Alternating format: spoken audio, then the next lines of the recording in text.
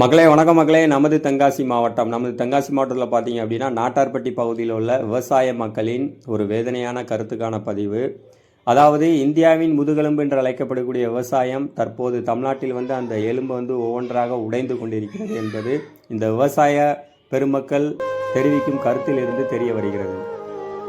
பேர் மாரிமுத்து, ஊர் மலையாராமபுரம், தென்காசி மாவட்டம், கிளப்பாறு ஒன்றியம்.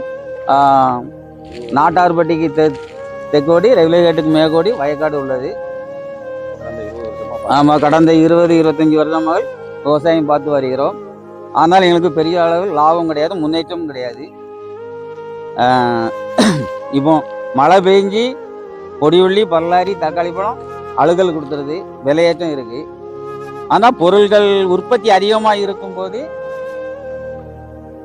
10 ரூபாய்க்கு கீழே விற்கி எங்களுக்கு கட்டுப்படி ஆக முடியுது. ஆனால் தமிழ்நாட்டு மக்கள் என்னம்போ விலையை அதிகமாக கொடுத்து வாங்கிட்டுங்கன்ட்டு நினைக்கிறார்கள்.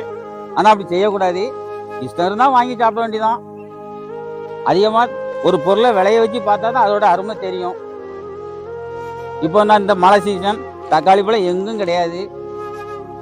இனிமேல் ரேட்டு கூடத்தான் செய்யும். இல்லத்தரசிகள் கண்ணீர் வடிதான்.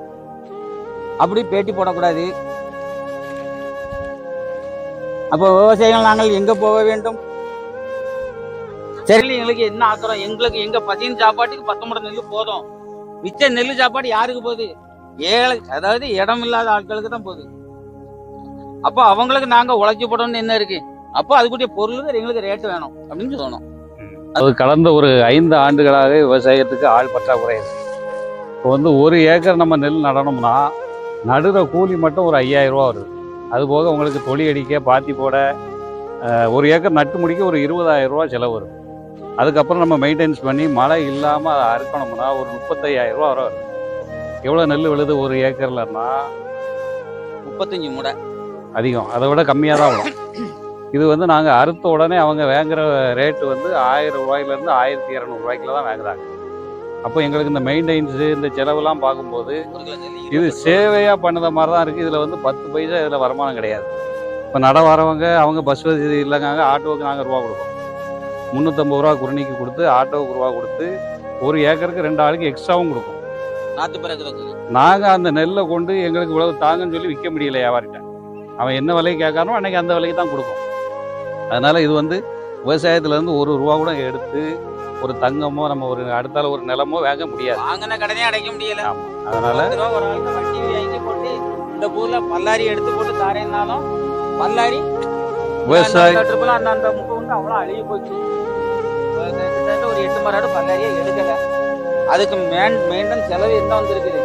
விவசாயிகள் ஒரு 40,000 ரூபாய் செலவு. 40,000 ரூபாய் ஈடுகட்டணும்னா நாங்கள் எங்க போவேன்? இப்போ நான் இவர்கிட்ட கடன் வாங்கியிருக்கோம், நாக்கி வாங்கின டயத்துல கொடுக்கலன்னா என்ன மனுஷனான்னு கேட்காரு. அடுத்து தொடர முடியாது, விவசாயத்தை தொடர முடியாத சூழ்நிலை. இப்போ உங்களுக்கு நீங்க நடுவு சம்பளம் நாளைக்கு தரேன்னா நீங்க ஒத்துருவீங்களா? நாளைக்கு நான் தரட்டுமா அந்த நடுவு சம்பளம்?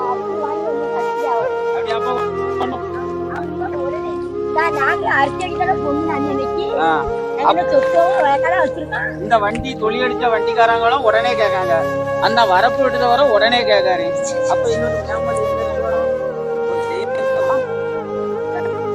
அத இந்த பூ முடியல, அதால ஒரு சேதப்படுத்திட்டு அப்படின்னா முடியல.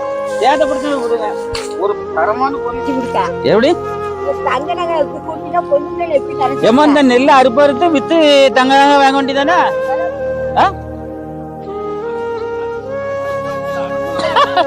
ஏன் இந்த நெல்லு பயிர அறுவடை அறுத்து ஒரு 10 கிராம் தங்க வாங்க வேண்டியதானே? ஒரு 2 ஏக்கர்ல உள்ள நெல்லு அறுவடை பண்ணி தங்கமாமா கிடையாது. சத்திரம் பஸ் ஸ்டாண்ட்ல மெயின் ரோட்லயே கிடையாது, இருக்கத்தான் செய்யுது. இப்ப நம்ம இந்த நெல்லை விளைய வைக்கத்தான் 3 மாசம் சங்கடப்படணும். ஆனா தங்க இப்ப போனா உடனே வாங்கிடலாம்.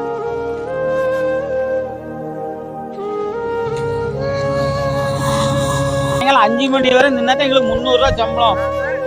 நாச்சி நடும் தாய்மார்களுக்கு 300 ரூபாய் சம்பளம்.